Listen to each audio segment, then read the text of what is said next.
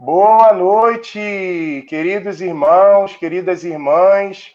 Que alegria estarmos reunidos e unidos nessa noite toda especial de partilha, de bate-papo sobre algo muito importante na vida da nossa igreja, né? Falaremos sobre a igreja e sobre a missão nesse tempo que nós estamos vivendo, de pandemia, de isolamento social. Refletir sempre é bom, né, para a gente não perder de vista o nosso referencial, nosso Senhor Jesus Cristo.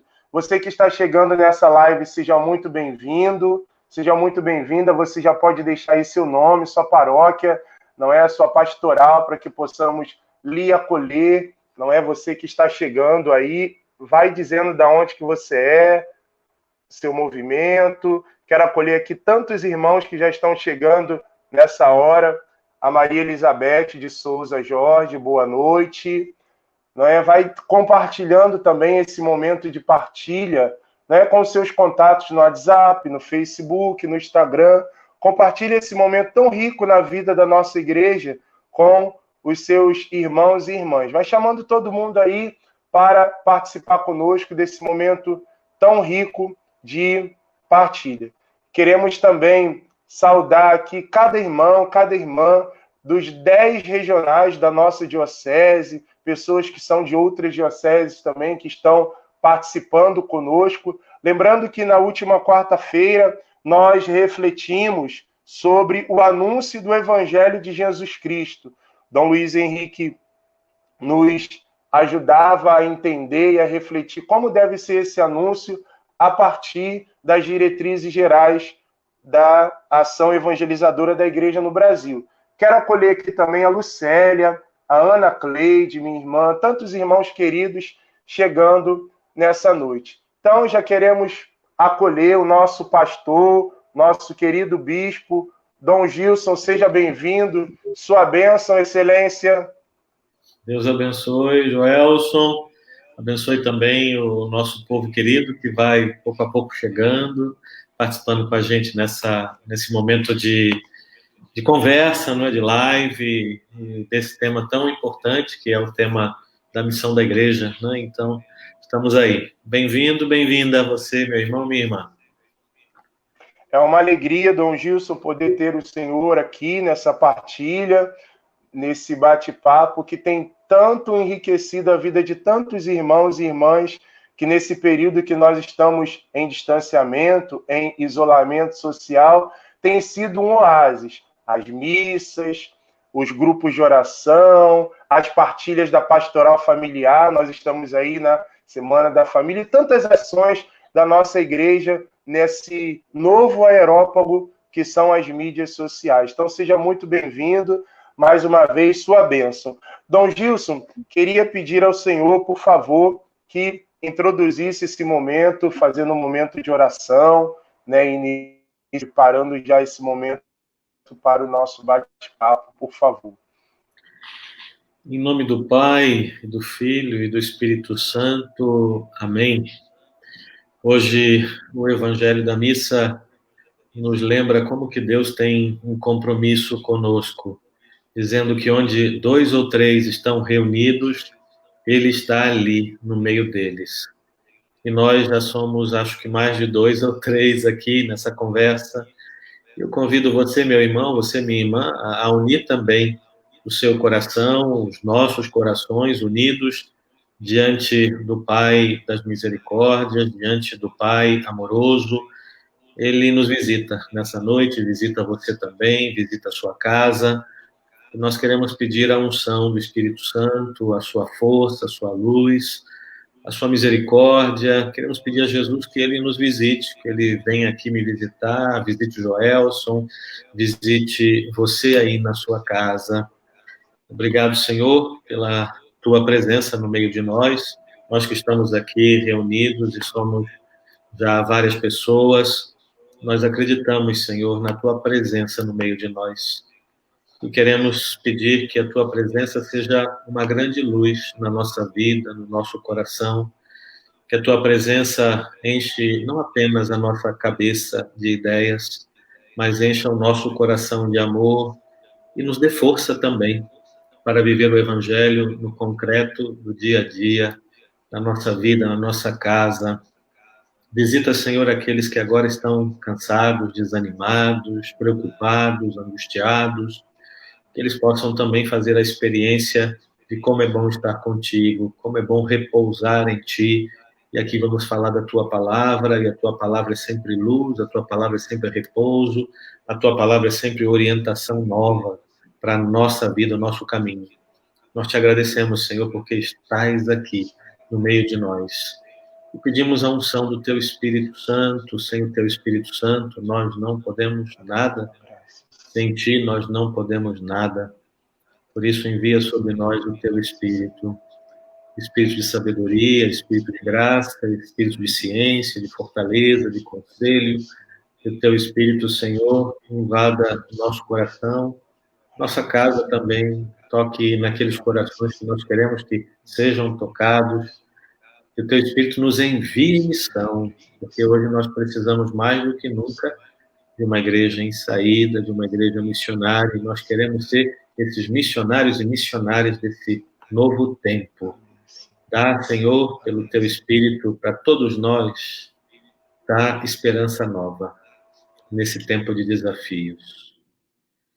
Vinde, Espírito Santo, enchei os corações dos vossos fiéis e acendei neles o fogo do vosso amor.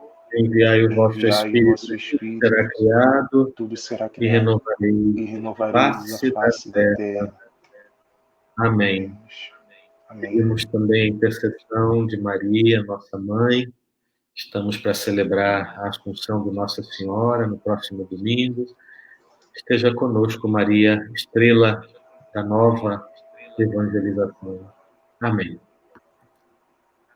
Amém. Amém. Amém. Como é bom a gente iniciar nosso momento de partilha na vida da nossa igreja, sempre com a presença de Deus. Isso é algo muito importante e bonito. Dom Gilson, sempre nós temos iniciado os nossos momentos de partilha fazendo a mesma pergunta para os nossos convidados. E eu quero, pedir licença ao Senhor e perguntar também, como que o Senhor, como bispo, tem vivido esse tempo de pandemia, de isolamento? Como tem sido isso para o Senhor, na vida pastoral, na sua vida pessoal? Como o Senhor tem lidado com isso tudo? Bom, é verdade que a pandemia mudou o nosso ritmo de vida, né? Mas eu creio que ela não pode nos desorientar, né? Então, eu colhi nesse tempo da pandemia uma oportunidade para voltar à oração, mais à oração, especialmente no primeiro tempo, onde a gente ficou mais reservado, mais fechado em casa. Então, aproveitei muito para isso, também para ler a Escritura com mais calma, fazer as leituras, e ao mesmo tempo estar em contato com muitas pessoas, através dos meios de comunicação. Logo nos primeiros meses eu transmitia todo dia a Santa Missa, porque era uma maneira também de estar muito perto das pessoas. Depois fomos fazendo as aberturas, então eu resolvi agora que nós só transmitimos algumas missas todo domingo e alguma outra missa, e, sobretudo, procurando animar também os nossos padres, estar junto deles através de um telefonema ou de uma visita, se era possível, mas estando perto das pessoas. Eu procurei viver essa pandemia, estou procurando viver também com essa perspectiva, perto de Deus, perto das pessoas, porque quando a gente está perto de Deus, é mais fácil também estar perto de todo mundo, Então, mas com muita simplicidade e procurando pedir a Deus, isso eu tenho pedido também todo dia, que Ele nos ajude, que Ele me ajude a entender qual é a nossa missão nesse tempo, o que Deus espera de nós nesse tempo, o que Deus está esperando da igreja, de mim como pastor, como bispo, dos nossos padres, diáconos, leigos e leigas, nossas famílias. Não é possível que tudo o que está acontecendo aconteça e a gente não procure também se perguntar o que Deus, no meio de tudo isso, nos fala, já que Deus vem a nós através das muitas circunstâncias. Eu acredito nisso, então, por isso mesmo, eu tenho perguntado sempre ao Senhor, né? O que é que o Senhor quer da sua igreja nesse tempo?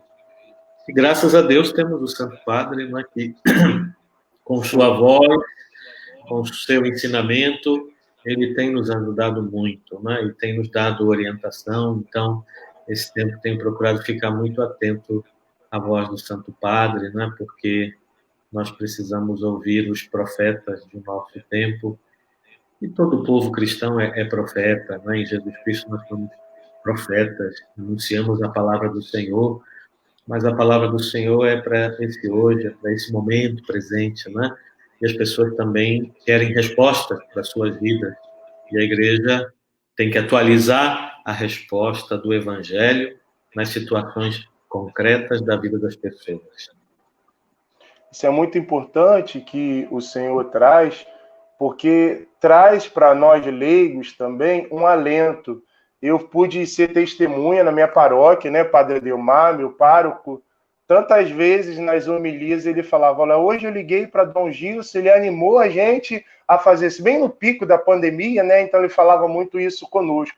Então a gente sentiu de fato esse pastoreio, tanto do Senhor, como também, eu falo aqui particularmente pelo meu pároco, né, que a gente observava que ele sempre trazia uma orientação. Olha, Dom Gilson falou que é para a gente fazer assim. Olha, eu falei com ele hoje, vamos ter calma. Isso trouxe para nós, povo de Deus, uma esperança, porque é um tempo tão delicado que nós estamos vivendo e que requer de nós também sermos um povo da esperança. A gente tem tantas notícias de que pessoas estão vivendo esse terrorismo psicológico, tantas informações, tantas coisas chegando ao mesmo tempo, que às vezes a gente precisa de uma voz profética, e essa voz o senhor acabou de dizer, a voz da igreja, do Santo Padre, dos papas, não é, dos bispos também. A gente, com muita alegria, conseguiu observar muito isso nessa pandemia, também na pessoa do Senhor, né? Eu pude acompanhar algumas celebrações online que o Senhor presidia, como aquilo ali ajudava a não perder o norte, né, dentro de casa e agora, como que se vai fazer. Então é muito importante, a gente sempre começa com essa pergunta, né, como que cada um está vivendo esse tempo de pandemia. E realmente é um tempo de resgate, né, daquilo que são valores que outrora a gente talvez devia ter perdido, e é um tempo de escuta de Deus. Então quero já entrar aqui, Dom Gilson, no tema dessa noite, a Igreja em Missão, as diretrizes da ação evangelizadora. Dom Henrique, na quarta-feira passada, soprou-se no meu ouvido: olha, Dom Gilson ajudou muito na elaboração desse documento, né? Contou assim para mim.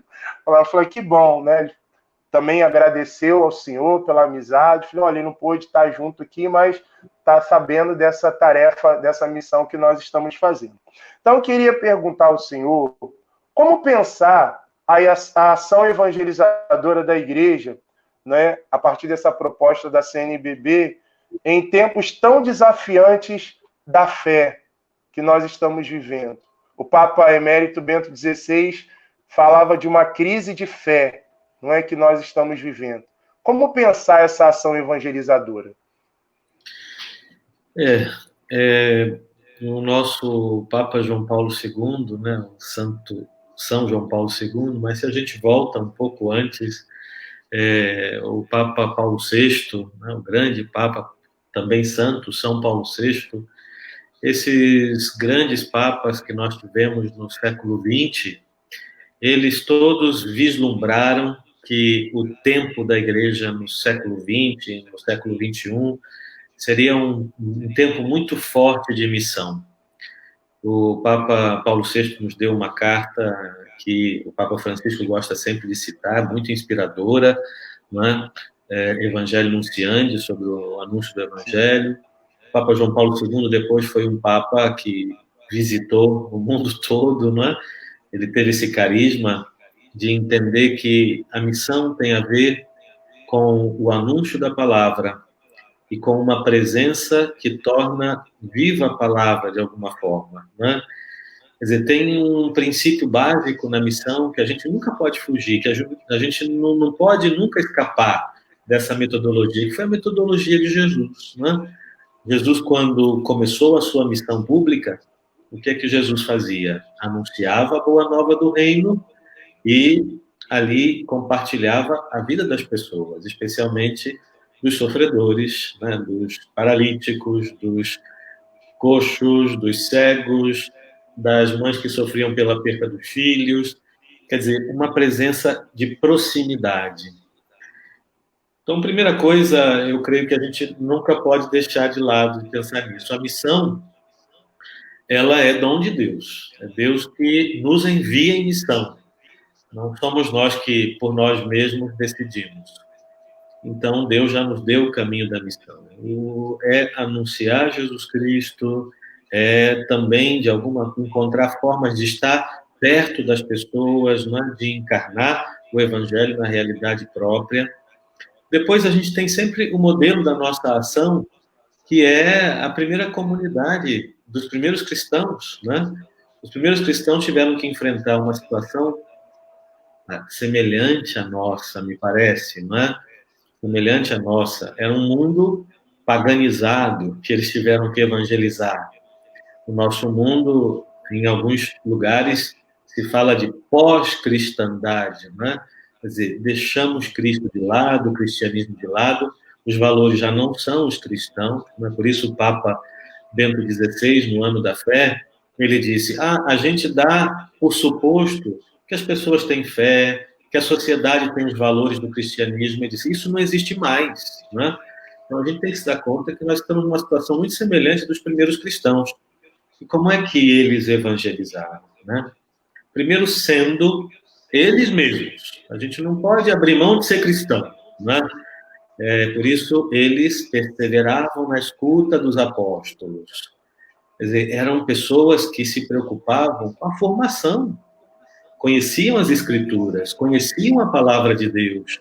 Não eram cristãos de meia tigela, eram cristãos bem formados, poderíamos dizer assim, né?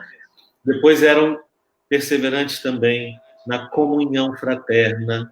Nós não vamos evangelizar o nosso mundo se a gente continuar como católico se atacando no Facebook, se atacando nas redes sociais, não é? Um católico falando mal do Papa, um católico falando mal do bispo, um católico falando mal um do outro. Que mundo nós estamos, não é? Então, a comunhão fraterna, Jesus falou que eles sejam um para que o mundo acredite. Se a gente não tiver comunhão entre nós, o mundo não vai acreditar no Evangelho. Porque a mensagem central do Evangelho qual é? É o amor de Deus por nós. É a misericórdia que Deus tem para conosco. Né? Esse é o primeiro ponto do querigma. Né? É o amor de Deus. É isso que é essencial. Agora, se a gente prega amor de Deus, mas entre nós a gente vive em inimizade, que história é essa? Não é? Então, a comunhão entre nós, tantos lugares de comunhão que nós temos nas nossas comunidades. Hoje, o fenômeno das comunidades é um fenômeno muito interessante, não é? Não só as comunidades eclesiais de base, mas as comunidades novas, por exemplo, né? Nas paróquias, as comunidades, a comunhão, a partilha do pão, a Eucaristia, né? Cada vez mais. Hoje, um amigo meu de Porto Rico me mandava um artigo que ele escreveu, falando sobre isso, né? Lá em Porto Rico, lá no Caribe, eles começaram a notar que que agora começaram as aberturas das igrejas, mas o povo não está voltando a participar da missa. As mesmas pessoas que não têm medo de ir ao supermercado, que não têm medo de ir a restaurante, que não têm medo mas têm medo de ir à igreja. E olha que a gente cuida muito bem, né? Nós estamos cuidando muito bem da limpeza, da higienização, tudo isso. Quer dizer, e quando a gente pensa nos mártires lá de Abitínia, lá da África, no século IV, que morreram porque tinha proibição de ir à missa. O imperador tinha proibido aquelas reuniões dos cristãos. E eles morreram porque desobedeceram, né? Aqui é lógico, eu estou dizendo, a gente tem que cuidar muito, né? Nós estamos cuidando sempre dos protocolos, tivemos com nossas igrejas fechadas por muito tempo, agora, pouco a pouco, estamos abrindo com a quantidade de 30%, ainda não é. Mas, enfim, para dizer, que lugar a Eucaristia tem na vida do nosso povo? Que lugar a Eucaristia tem na vida dos nossos fiéis? Né? Será que a gente vive da Eucaristia? Ou a Eucaristia é uma coisa que virou um costume, que depois não inspira a vida ali cotidiana, no dia a dia. Partilha do pão, a oração e a missão. Quer dizer, eu acho, Joelson, que foi o que o documento da CNBB fez, né? As diretrizes gerais da CNBB. Uma das coisas que eu participei dessa comissão que escreveu essas diretrizes, mas a gente entendeu que nós estamos vivendo uma época muito semelhante àquela das primeiras comunidades, e que nós temos que nos espelhar nessas comunidades para que o evangelho hoje tenha a sua força, não é? Então, não depende só de métodos, né? Depende do testemunho. Eu creio que nós hoje vivemos num momento onde, para enfrentar a situação de evangelização hoje, nós não podemos abrir mão do testemunho da coerência e, sobretudo, do testemunho da caridade. E não deixar de falar de Jesus Cristo. Porque isso é evangelização.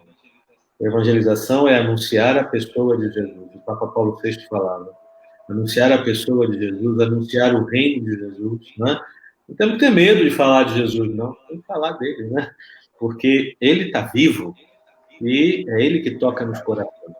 E depois, o sucesso da missão não depende do que a gente vê. A gente acha, a missão foi ótima, porque muita gente se converteu.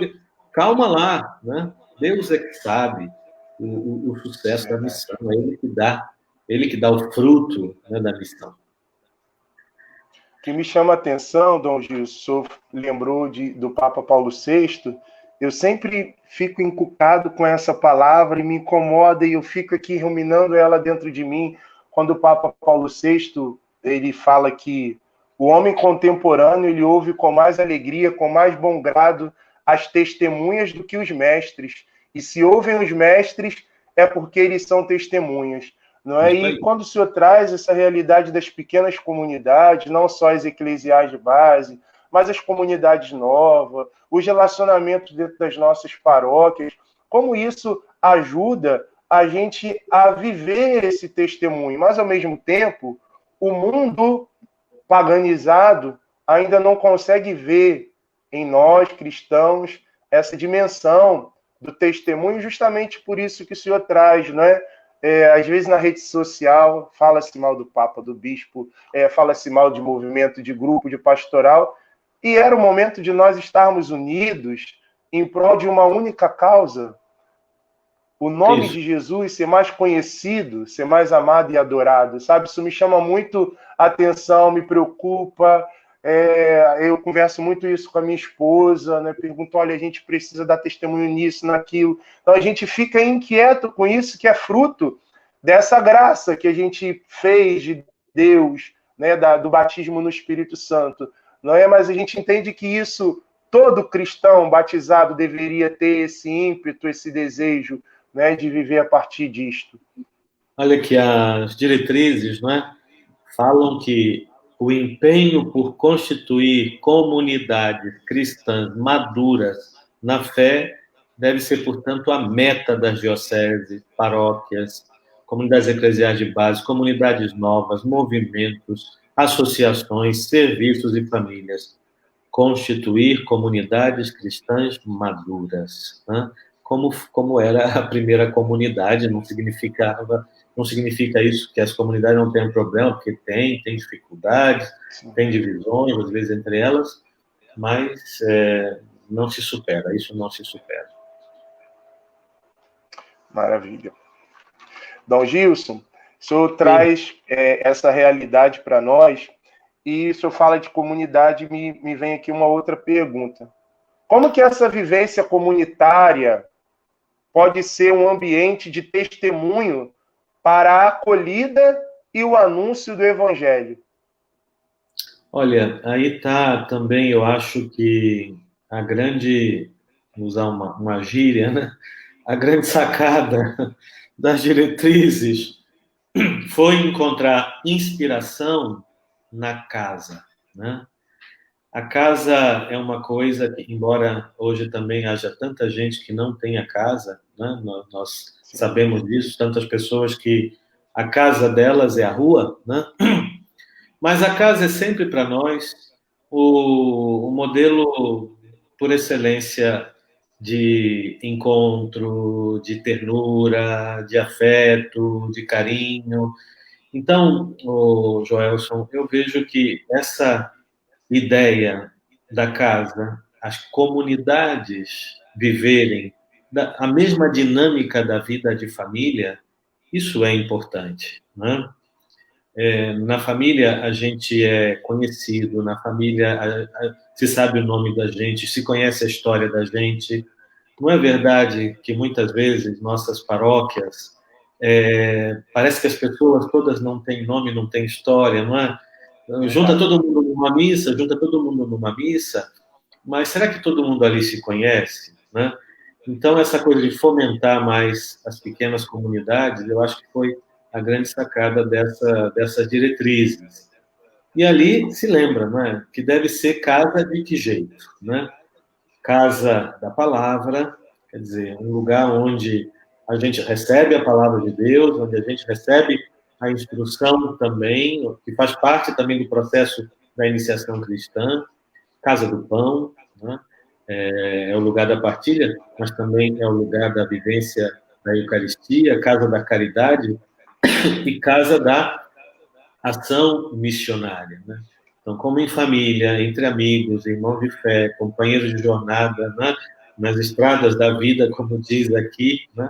Então, a casa se torna no espaço do encontro, da ternura, da solidariedade, um lugar da família, né? Com portas sempre abertas. Então, me parece que essas comunidades, né, que têm um estilo de casa, que têm um jeito de família, que sabem acolher, que têm portas abertas, que estão próximos. Eu acho que a grande vantagem dessa noção da casa é que a casa está perto de onde você mora, de onde você vive, entendeu? Então, e hoje, qual é o estilo de igreja que nós precisamos ter, né? É esse estilo de proximidade. O Papa Francisco tem dado para nós esse belo exemplo, né? E tem nos pedido também que nós sejamos uma igreja próxima das pessoas, né? Então, a ideia da casa também tem a ver com isso. O estilo da evangelização que a gente precisa ter é esse estilo também, estar perto de onde as pessoas estão. As pessoas estão nas vizinhanças, as pessoas estão nas escolas, as pessoas estão nos hospitais, as pessoas estão nas universidades, estão no mundo do trabalho. Então, a gente precisa encontrar também uma maneira de chegar até todo mundo onde elas estão. Isso como é que acontece? Através do testemunho cristão. O Papa Bento XVI, quando esteve no Brasil, ele disse uma coisa muito forte, né, que a gente precisa vestir essa camisa, né?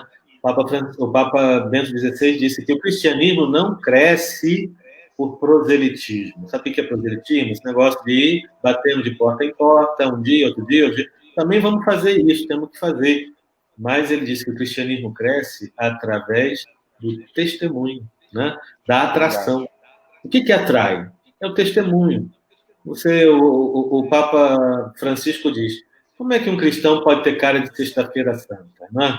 Quer dizer, se você não tem um sorriso no rosto, se você não é uma pessoa que procura se interessar pelas pessoas, se você não é ali no ambiente onde você estuda, onde você trabalha, aquele que faz o elo, mas é quem causa divisão, como é que você vai atrair para Cristo? Né? Eu insisto muito nisso, porque a gente precisa mesmo pensar, né? Primeiro se dar conta de que o mundo não é mais cristão, né? Não sei se alguma vez foi, né? Mas o mundo não é mais cristão. Então, é o testemunho vivo que pode ajudar as pessoas também a retornarem a Jesus Cristo, a se voltarem para Deus, né? Então, respondendo essa tua pergunta, eu diria essa comunidade que pode enfrentar essa evangelização nova é essa comunidade que tem o rosto de casa, né? Aí as diretrizes falam casa, espaço do encontro. As pessoas estão tão sozinhas hoje, não é? Há tanta solidão no nosso mundo hoje, no nosso tempo. E é bom quando você chega numa casa e você vê, eu sou bem recebido aqui, né? Os mineiros aqui no Brasil, né, os mineiros têm essa fama de serem bons acolhedores, né? Você vai na casa de um mineiro, não pode sair sem tomar um café, né? Quer dizer, é um detalhe, uma coisa boba, pequena, mas isso significa que você é importante para mim, que eu estou feliz com a tua visita, né? Depois, a casa, lugar da ternura, né? Sei que a gente pode também falar sobre isso mais adiante, mas, de fato, né, num mundo tão agressivo, que coisa tremenda está a agressividade desse mundo, nós temos que revolucionar com a ternura.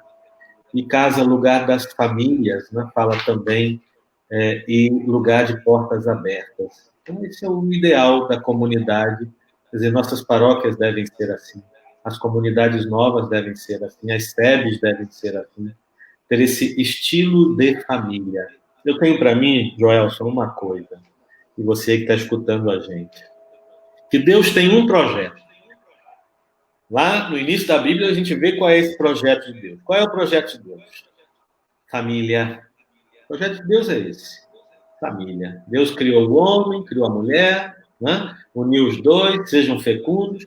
O projeto de Deus é família. Então, tudo aquilo que tem rosto de família é mais humano, atrai mais. E também é ponte para Deus. Muita gente hoje não acredita em Deus porque não teve família, sabia? Se você não faz uma experiência de ser amado, e o nosso Deus é Deus amor, que dificuldade você vai ter de acolher o anúncio do Evangelho que fala de um Deus que te ama e que morreu por você e deu a vida por você, se de repente você não teve ninguém na sua vida que se interessou por você, não é? Então, eu acho que esse tema é muito sério, né? E eu acho que as diretrizes conseguiram perceber isso. Na nossa igreja tem que ter um estilo de família. Você vê, nesse tempo da pandemia, onde a gente ficou bastante desnorteado, perdido, muita gente, né? Eu achei assim interessante, já falei isso em outras lives, né? E repito aqui, o exemplo do Papa Francisco, que a televisão todo dia trazia uma palavra do Papa, não é? Naquele tempo forte, né? Para dizer o seguinte: o mundo tem um pai, não quero dizer que seja o Papa Francisco, né? Mas o mundo tem Deus, né? Deus é nosso pai, né? E acho que a gente precisa anunciar isso para as pessoas, né? Nós não estamos órfãos, não estamos solitários, não estamos sozinhos. Temos um pai que nos ama. Mas se a igreja não for família, né, no Sínodo da Juventude, os bispos disseram que a igreja precisava, nesse tempo, ter cada vez mais rosto de família, porque os jovens, muitos jovens, não tinham mais família. Então, a igreja precisava ser família para muitos jovens, né? E eu acho que não só para jovens, para muita gente. E eu creio também que muito marido, muita mulher, muito filho vai aprender a viver a vida de família também na vida de comunidade, né? Então, isso é bastante sério, gente, né? A gente precisa realmente... Nisso, eu acho que é uma revolução pastoral que a gente precisa fazer. O nosso estilo de pastoral tem que mudar. Nosso estilo de pastoral tem que ter esse rosto de casa, uma casa, né, onde casa da palavra, do pão, da caridade, da ação missionária, mas que é espaço do encontro, espaço da ternura, lugar das famílias, casa de portas abertas, né? É isso aí. Eu tive um pároco, deve ter uns 10 anos isso, eu acho que tem uns 10 anos, que era muito interessante. Ele fez um trabalho pastoral na nossa paróquia, que na época a gente não entendia muito, porque era muito novo, de nucleação. Então o padre celebrava missa no portão de alguns paroquianos e dividiu a paróquia em territórios missionários. 5 ruas para uma pastoral, 6 ruas para outra. E ali a gente tinha a nossa atividade, cada pastoral, cada grupo com a sua espiritualidade, a partir dos círculos bíblicos. A gente ia para fazer círculo bíblico. Isso... Da palavra. O padre pedia para a gente recolher o nome dos familiares, o nome das crianças, e ali a gente começou a descobrir pessoas que não eram batizadas, pessoas que não tinham o sacramento do matrimônio, que precisavam de uma ajuda, e até pessoas que eram da nossa comunidade, só que a gente não tinha o tempo de ter esse tete a tete, de perguntar como é que você vai. Então a gente passou, foi um tempo tão bonito, foi um ano, né, que foi feito isso. E isso foi tão fecundo que até hoje essa paróquia colhe os frutos dessas missões.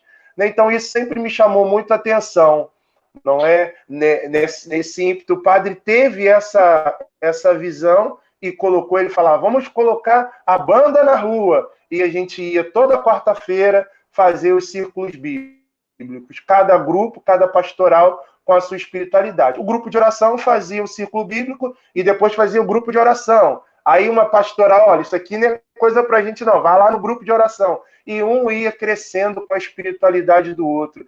Essa visão que as diretrizes traz de família, eu acho, como o senhor, eu acho que é uma coisa pertinente e que gera um ambiente familiar, da gente não entender mais quem é a igreja? É o Papa, o Bispo e os padres. Não, a igreja somos todos nós, que estamos ali para colaborar, para ajudar nessa tarefa. Muito bonito essa visão das diretrizes, Dom Gilson. Eu tive um bispo, né, que quando eu era padre lá em Petrópolis, Dom Filippo Santoro, que agora é bispo, arcebispo lá em Taranto, na Itália, e sim, eu me lembro que ele tinha um sonho, né, um sonho, e que procurou concretizar esse sonho num projeto pastoral, num plano pastoral. E ele dizia, nós temos que chegar a ter uma presença da igreja em todas as ruas das paróquias, né? Uma referência, uma referência. Não quer dizer ter lá uma capela, né? Construir lá uma igreja, não. Mas, de repente, a casa de fulano, né? É bonito São Paulo, nas suas cartas, né?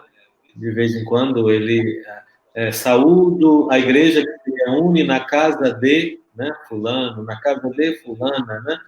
A igreja está reunida lá naquela casa, né?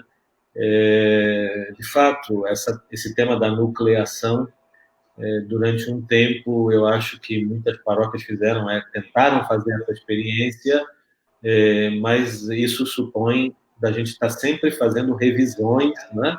E persistindo nesse trabalho, que não é muito fácil. E também, para poder fazer isso, é preciso que a gente tenha leigos bem formados, né? Agora é a hora dos leigos, né? De fato, agora é a hora dos leigos. Eu cresci na cidade de Mendes, né? No interior do estado do Rio, e lá tem uma que foi uma das primeiras comunidades novas. Essa comunidade nasceu no ano de 1936, chamada Foyer de Charité, na França, e fundada por Marthe Robin, né? E Marthe Robin foi uma mística, né? Inclusive reconhecida por teólogos da época. E ela dizia que Deus estava preparando para o mundo um novo Pentecostes. E que nesse novo Pentecostes, como no primeiro, haveria apóstolos, e os apóstolos seriam os leigos, né?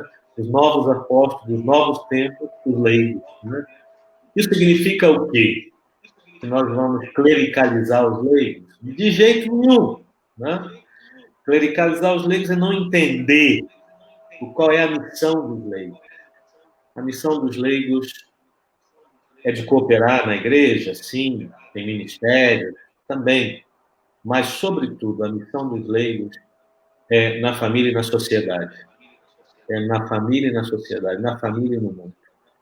Então, quando essa mulher teve essa intuição ou revelação, né, de que ela falou isso em 36, bem antes do Concílio Vaticano II, bem antes de toda essa...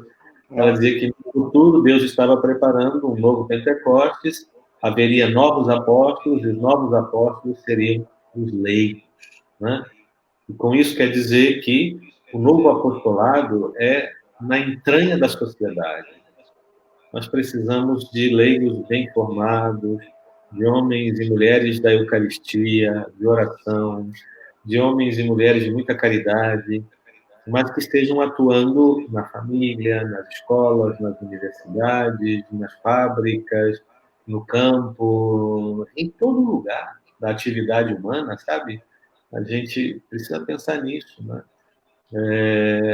A nova evangelização, a missão desses tempos requer isso também, tá?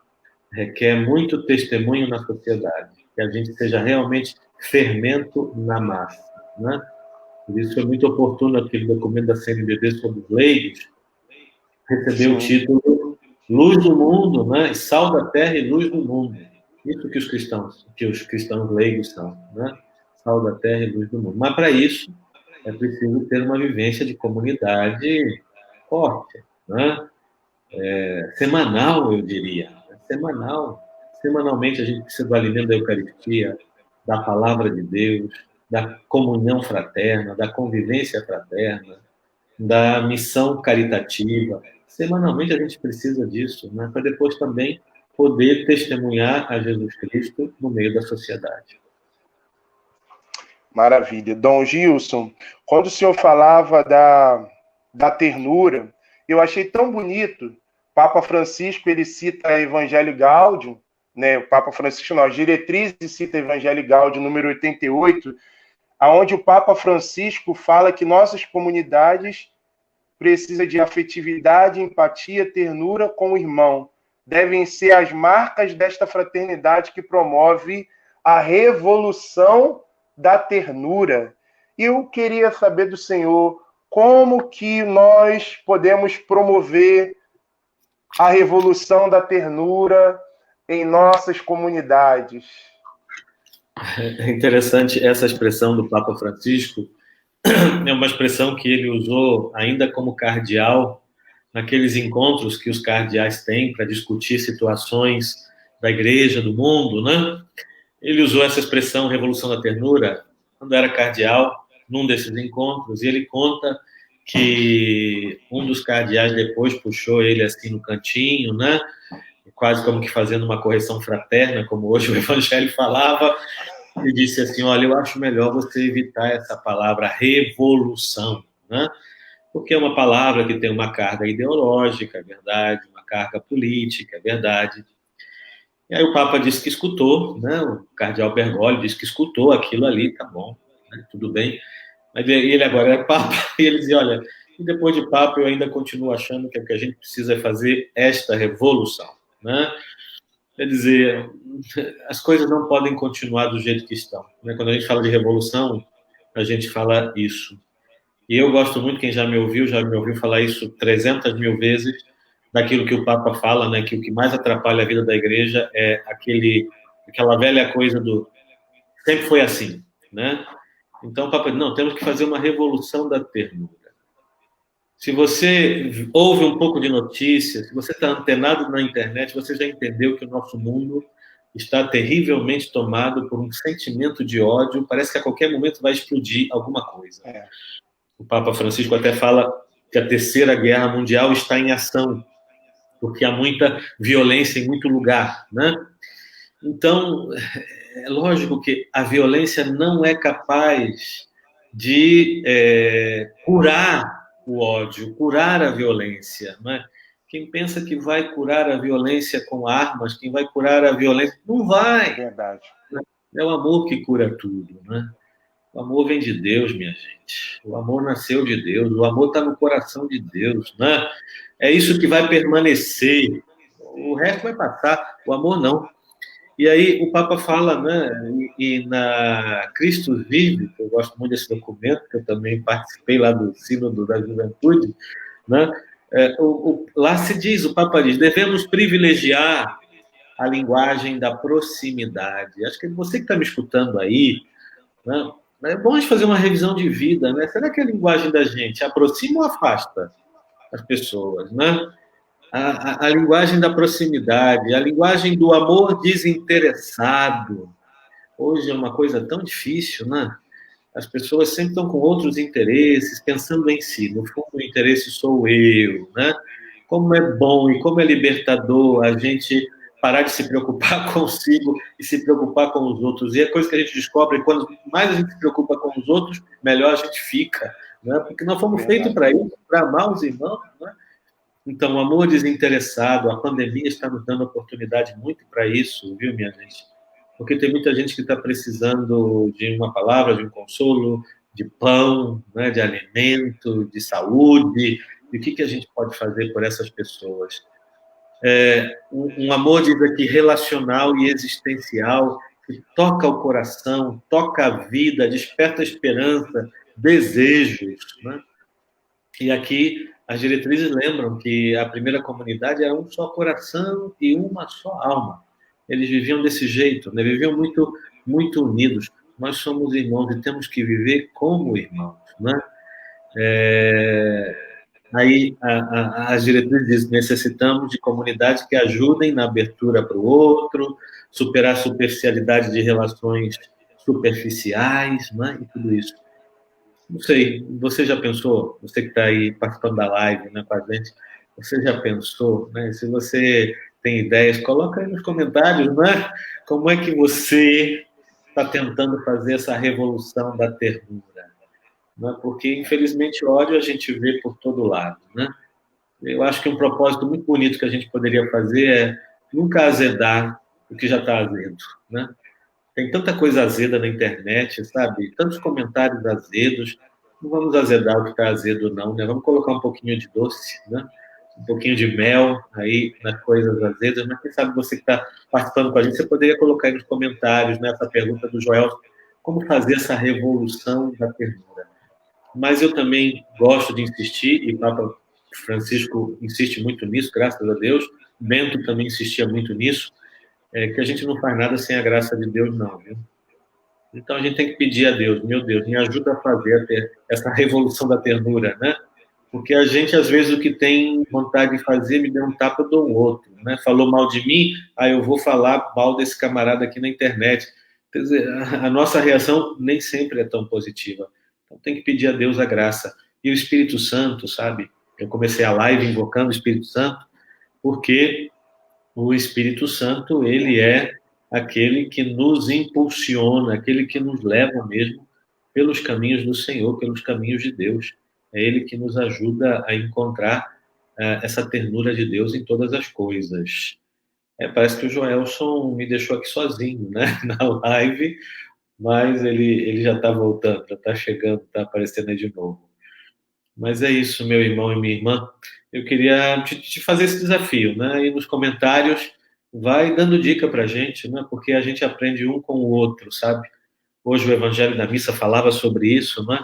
Se você vê o seu irmão pecar, né? Se você vê o seu irmão errar, vai lá e corrige o seu irmão, né? Vai lá e ajuda o seu irmão. Pois é, a gente tem que se ajudar a viver isso, né? Se um irmão de repente falha, se um irmão de repente não faz as coisas direito, vamos ajudá-lo a ser melhor. Então, é essa a novidade, né, que o Joelson estava aí perguntando, né? Como fazer essa revolução da ternura? Desde que Papa Francisco é o nosso Papa, ele está insistentemente pedindo isso para nós. Eu vi também, durante essa pandemia, que nós estamos fazendo essa revolução da ternura, nos organizando. Por exemplo, aqui na Diocese, a gente está procurando se organizar para poder atender às necessidades das pessoas, para chegar a mais pessoas, para chegar a todo mundo. Isso é uma coisa que também faz parte, não é? Quer dizer, pensar naqueles que mais precisam de mim. Bom, e depois tem uma coisa aqui interessante, não é, que as diretrizes fazem, aproveitando que o Joelson desapareceu, então a gente... Voltei. Voltou, meu Deus do céu, eu já estava aqui fazendo a minha live, você desapareceu, vou fazer a minha live. Mas pode seguir, não tem problema, pode seguir, Dom Gilson. Eu já tinha falado um pouquinho, né, e estava aqui desafiando o pessoal para ir colocando nos comentários como é que eles viam que podiam fazer essa revolução da ternura. Mas vamos lá, Joel, eu sei que você tem mais perguntas, não sei também se o pessoal não vai colocando perguntas aí para a gente, né? O pessoal está aqui, Dom Gilson, então vamos dar uma olhadinha, deixa eu dar uma olhadinha aqui no chat, então. O pessoal está mais interagindo, não é? Uhum. Coisa mais triste é ver católicos falando mal um do outro. A minha irmã, Ana Cleide, minha irmã de sangue, ela é catequista, ela diz assim: fiz uma formação para catequista de Crisma com o Padre Paulo sobre esse documento no Senfor, né?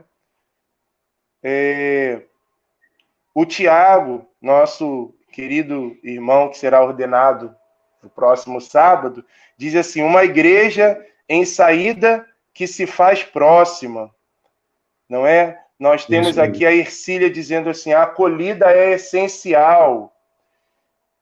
A Fátima de Jesus, minha mãe, diz: a igreja que sabe acolher é uma igreja em missão.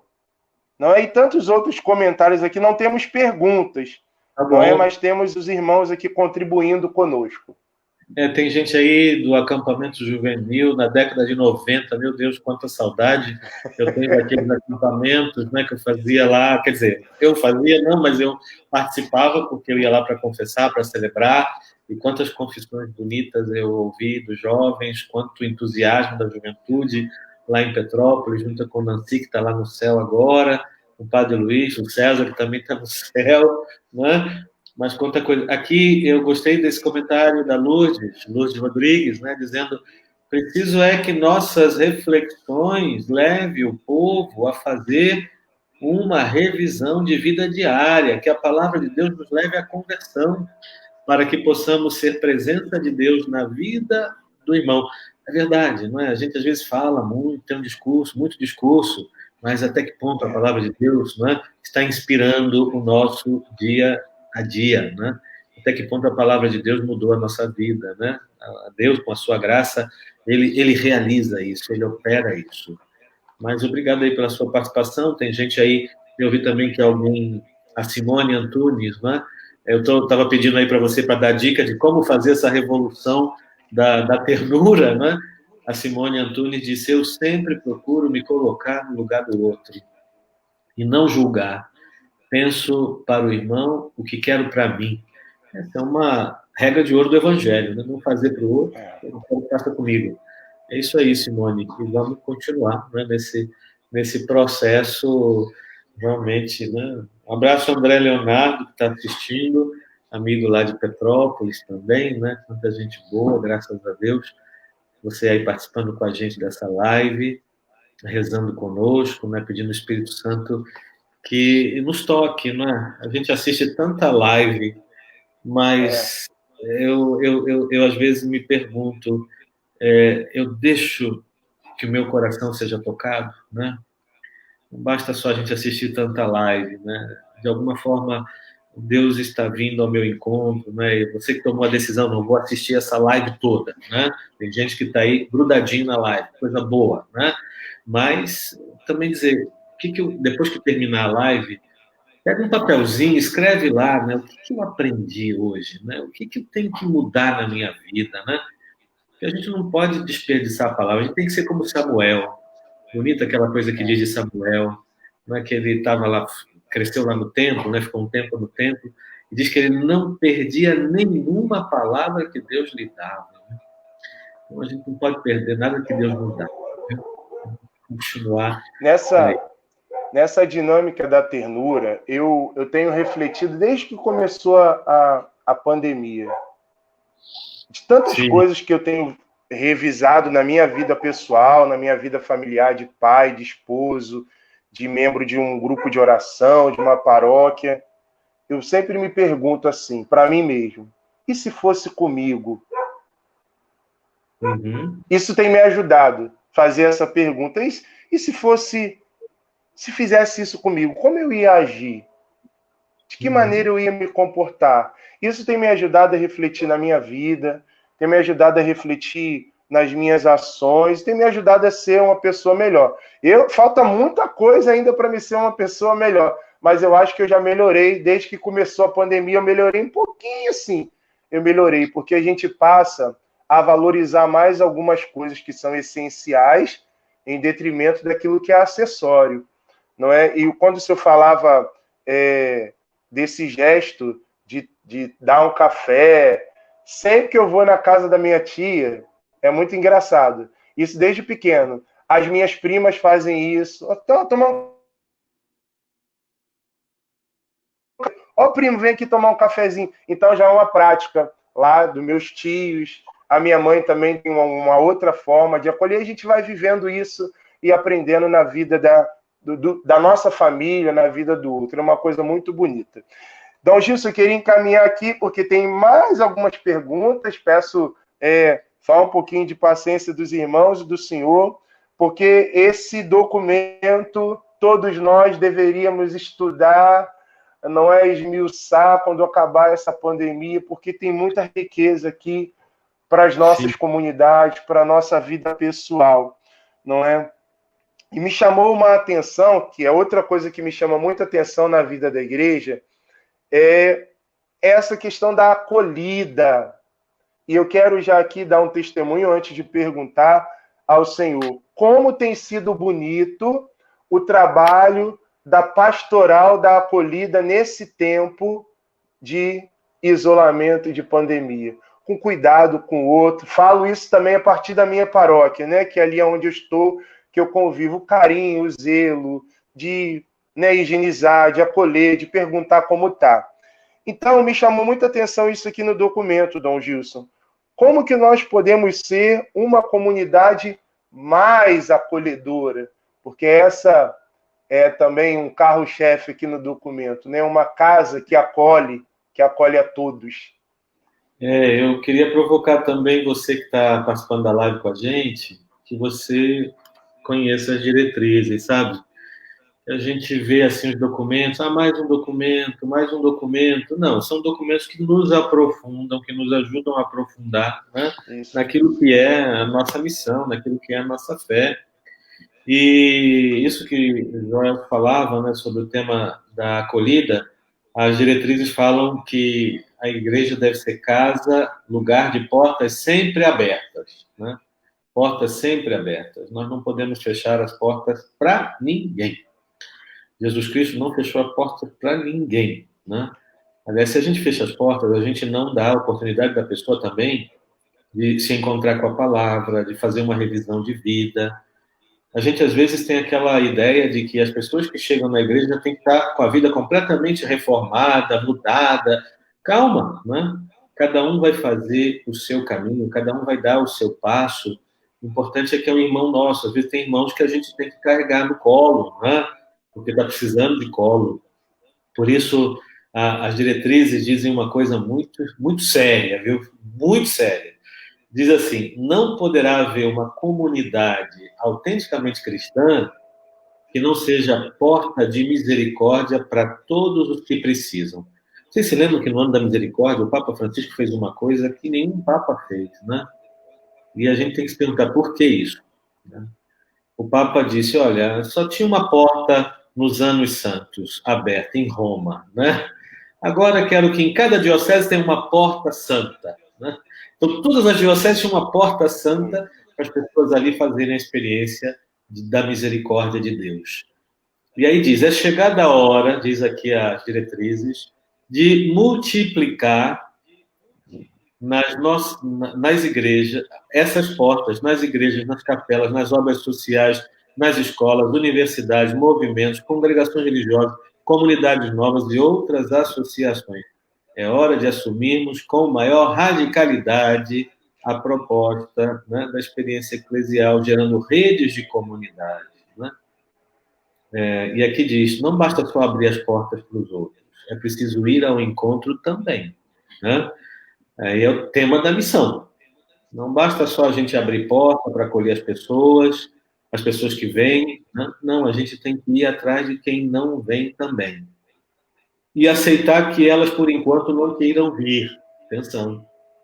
A gente não desiste de estar com as pessoas. Nós não vamos atrás das pessoas porque nós queremos que elas estejam do nosso lado só, não. Nós vamos atrás das pessoas porque Deus nos pediu ir. Eu aprendi muito isso na escola de evangelização, que alguém ali citava, né, nos acampamentos juvenis. Aprendi muito isso na escola de evangelização, né? E o mandato do Senhor é ir, né? Os frutos da missão nem sempre a gente vai alcançar, né? A gente vai alcançar ver, mas aquilo que compete ao cristão é sair da sua casa.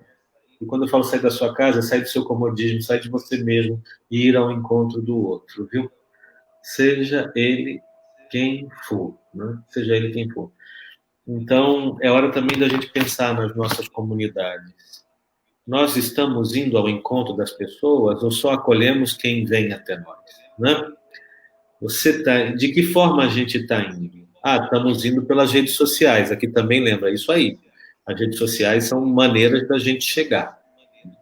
Hoje a gente não pode abrir mão disso. A gente tem que caprichar nas redes sociais, né? Caprichar na comunicação digital, né? Temos que caprichar.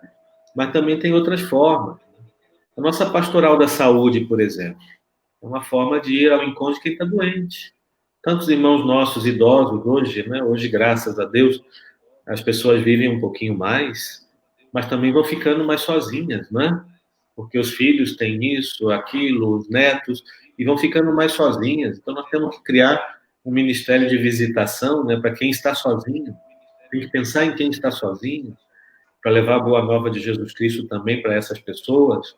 E pensar que hoje a gente que trabalha, né, quem tem trabalho, que às vezes tem um trabalho desgastante, né? Pensa, por exemplo, em quem tem um trabalho informal, né? Quem tem um trabalho informal, trabalha nas ruas, trabalha, não sei, como é que a gente chega nessas pessoas? Como é que a gente vai levar também a boa nova de Jesus Cristo para essas pessoas? Um gesto, um carinho, uma coisa. Isso também é comunidade de portas abertas, comunidade acolhedora, porque a comunidade acolhedora é a igreja em saída, viu? A comunidade acolhedora não é só aquela que fica lá na porta da igreja, da missa dominical, dando um bom dia, agora, né, indicando como é que tem que se comportar na igreja para ter segurança. Não, não, não. Também é a igreja em saída, né? Que vai ao encontro, né? Nós temos um trabalho tão bonito na Diocese de Nova Iguaçu, que é a Casa da Solidariedade, né? Que acolhe durante o dia moradores de rua, né? Então, você pode ajudar a nossa Casa da Solidariedade, né? Pode se fazer voluntário, pode também contribuir economicamente ou com alimentos. Isso é forma também da gente ser acolhedor, né? Acolher as misérias do mundo. Olha, me impressiona muito ver como Jesus Cristo era cercado de gente miserável. Né? As companhias queridas de Jesus eram os últimos, os pecadores, os que ninguém queria saber deles, né? Os esquecidos, os leprosos, né? E a igreja vai fazer diferente? Não pode fazer diferente. Temos que fazer igual, né? E dessa forma muito concreta, viver a missão. Porque a gente tem uma coisa maravilhosa para dar para as pessoas. Não sei se a gente está convencido disso também, né? O que nós temos de maravilhoso para dar para as pessoas não é o nosso trabalho social. O maravilhoso que nós temos para dar para as pessoas é Jesus Cristo, né? Jesus Cristo que está vivo na gente, é verdade, né? Amém. Nos nossos gestos também, né? Mas se a gente evangeliza, volto a falar, se a gente só faz o social, mas não anuncia a palavra, nós estamos fechando a mão para a maior riqueza que as pessoas podem ter. Aí nós estamos sendo egoístas. Nós, como cristãos, temos que anunciar.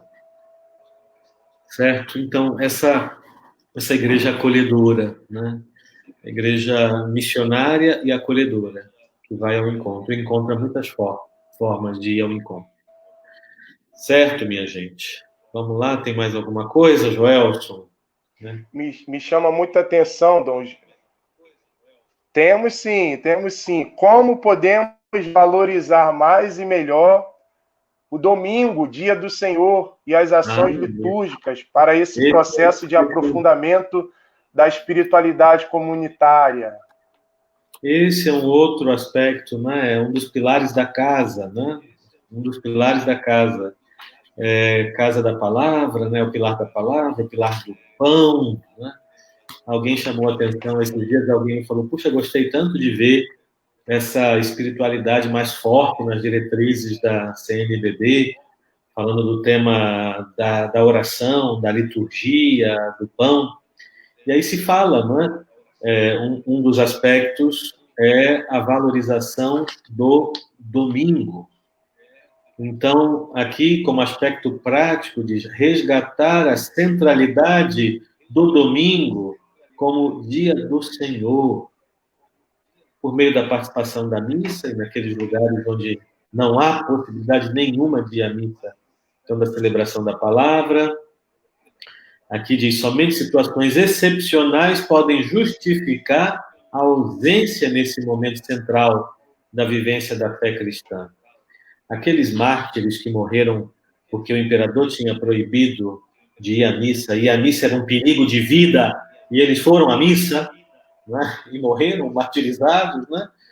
Aqueles, quando eles foram surpreendidos durante a celebração pelos soldados, e disseram, o que vocês estão fazendo aqui? Vocês não sabem que é proibido? Vão ser todos presos, vão morrer todos. Eles disseram assim, olha, vocês podem roubar tudo da gente como estão roubando, roubaram nossas casas, levaram nossos bens, mas sem o domingo nós não podemos viver. Olha que gente de fé, né? Sem o domingo nós não podemos viver. E às vezes, por um nada, a gente troca o domingo, né? Por um churrasco, por uma praia, por um futebol, por uma dorzinha de cabeça, por, sei lá. Mas atenção, que o domingo não é só o dia da missa, né? É lógico que tem um preceito dominical. Esse amigo que me escrevia hoje, me mandava o artigo dele, que ele vai publicar lá em Porto Rico, no artigo ele dizia, melhor seria que nem tivéssemos preceito dominical, né? Nem fosse obrigação ir à missa, né? Mas é uma coisa que sai do coração da gente a missa, né? Se a gente é cristão, quer se encontrar com Cristo na Eucaristia, né? E ali, né, dizer também o aprofundamento da palavra. Domingo é o dia da gente escutar um pouquinho mais a palavra, né? O Dies Domini, como diz aí o Hélio Raposo, né? É o dia do Senhor, é o dia também da piedade popular, é o dia da caridade, é o dia da contemplação da natureza.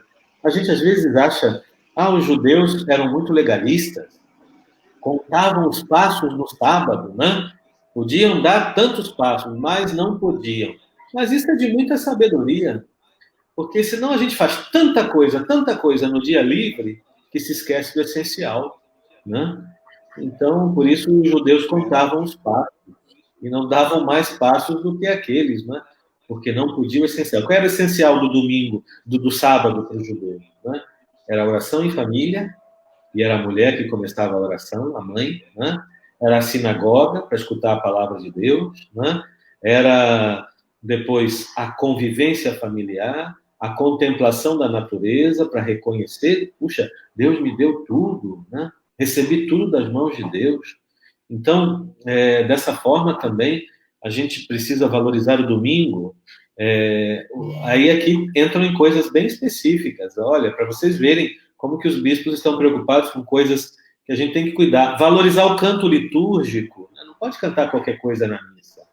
O canto litúrgico, o espaço sagrado, e tudo que diz respeito ao serviço da liturgia, a arte sacra, a catequese, tudo isso tem a ver com a valorização do domingo, o ano litúrgico, é o dia também da caridade, né?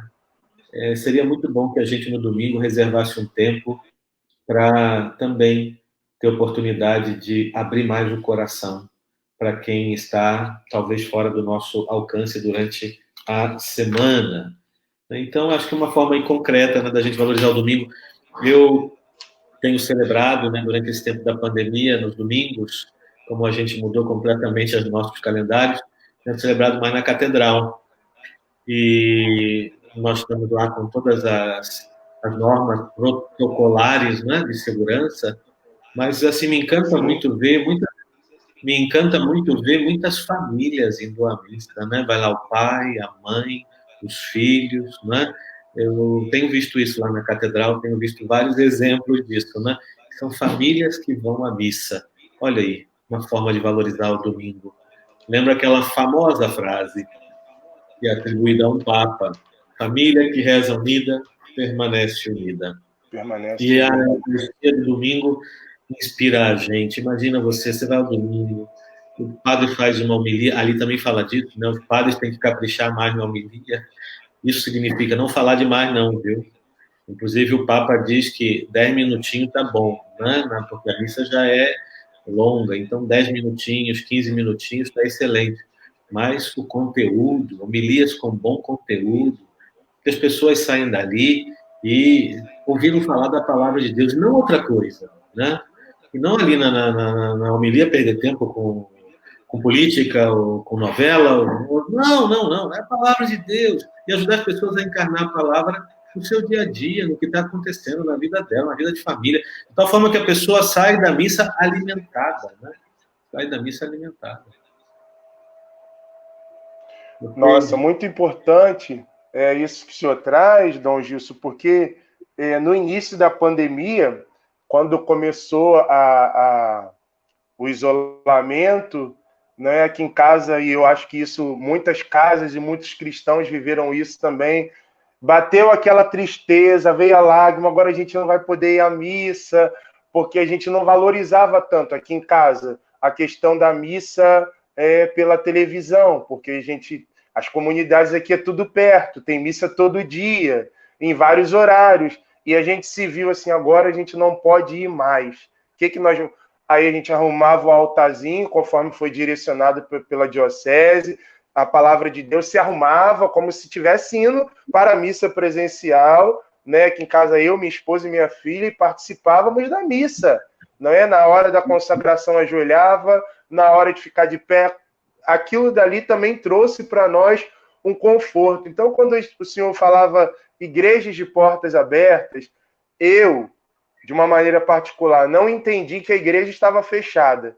Eu entendi que foi um tempo de prudência, porque a mesma coisa que a gente recebia na igreja, na igreja presencial, a gente recebeu em casa, né? Jesus Eucarístico de uma outra maneira, a palavra de Deus, os momentos de adoração.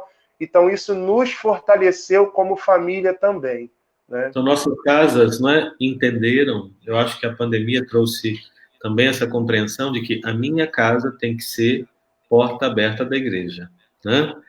A minha casa, aliás, essa é uma ideia antiga e nova, né? Antiga porque está lá no princípio do cristianismo e nova porque o Concílio Vaticano II ressuscitou essa ideia de igreja doméstica, a igreja que se reúne nas casas, não é? Onde pai e mãe também, onde a família ali ensina a palavra, ali reza junto, ali partilha seus bens, né, seus dons, ali vive a comunhão, né, animado por Deus, né? É aquilo que a Luz está lembrando aqui, né? Fecharam as igrejas templos e foram edificadas as igrejas domésticas, né? Então, lógico, acho que tudo isso, por isso, minha gente, depois dessa pandemia, a gente tem que ser diferente, né? A gente tem que ser diferente, nossa compreensão também da missão das famílias, da missão das casas, tem que ser outra, tem que ser outra. Excelência, eu tenho uma última pergunta que eu não posso deixar de fazer, porque é algo que me chama muita atenção, me incomoda, né? E eu entendo que isso, como igreja, a igreja está de parabéns, porque ela fala e faz aquilo que Jesus sempre fez. Como que nós podemos valorizar e ser uma comunidade a serviço da vida, face a uma sociedade que promove o descarte do ser humano? E essa semana nós vimos tantas realidades tristes, de tantas que aparecem todo dia. Apareceu aí o tema de uma maneira mais forte do racismo, né, da intolerância religiosa, a questão do aborto, não é? E por hora a gente ouve tantas pessoas falando tantas coisas, e quando a gente vê a igreja com essa voz profética, às vezes a igreja não é compreendida, não é? Eu queria saber do senhor como que a gente pode valorizar isso. A igreja sempre esteve do lado da vida, né? Porque o nosso mestre, ele prometeu para nós, né, vida em abundância. Ele não nos prometeu vida minguada, não, né? Ele nos prometeu vida em abundância. Uma vida em abundância que parte dele. Ele é a vida dos nossos povos. Ele é a vida do mundo, Jesus Cristo. E eu creio, Joelson, que enquanto a gente não entender isso, nós vamos continuar repetindo essas cenas horrorosas desses nossos tempos, não é? De desprezo de um ser humano por causa da sua cor, por causa da sua religião, ou porque é mulher, ou porque, enfim, é isso, aquilo. É triste tudo isso, né? Isso tudo mostra como que o coração humano está infectado, como o coração humano está doente, né? E Jesus Cristo é a cura do mundo. Eu não posso, como cristão, como bispo, não dizer isso, né? Então, em atenção à palavra de Jesus, é que a igreja tem um ensinamento social também, a igreja também tem atitudes concretas, porque Jesus cuidava de quem precisava, né? A gente tem que dar atenção ao corpo, Deus nos fez, né? Essa unidade perfeita, bonita, né? De corpo, de alma. Então, as diretrizes sugerem aí encaminhamentos práticos, né? O primeiro é promover a solidariedade com os sofredores nas cidades. As cidades são lugares de muito sofrimento, né? Nós estamos vendo isso durante essa pandemia. Muita gente não tem água encanada, né, para poder fazer higienização, coisa que para a gente poderia parecer tão simples, não é? Então, promover a solidariedade, uma coisa tão bonita está acontecendo no Brasil, no mundo todo. Eu falo aqui da diocese, que é aquilo que está mais perto de nós, né? Quantas pessoas se colocando à disposição, quantas pessoas dizendo, olha, eu quero ajudar, como eu posso ajudar, né? E graças a Deus. Depois, se fala de priorizar as ações com as famílias, com os jovens, né? Porque os jovens também hoje apresentam muitas carências, não é? Carência de família, carência de sonhos, carência de ideais, né? Às vezes os seus ideais são sufocados ali. Depois aguçar essa atenção, diz lá as diretrizes, para as novas formas de sofrimento e de exclusão, né? Você falava aí do racismo, mas falamos também hoje quanta gente que sofre depressão, quanta gente que sofre com ansiedade, quanta gente que sofre doenças psíquicas. A igreja também tem que estar muito atenta a essas novas doenças, não é? Integrar o contato com a palavra de Deus e a vida de caridade. Depois diz uma coisa aqui, com isso eu quero fechar, não é?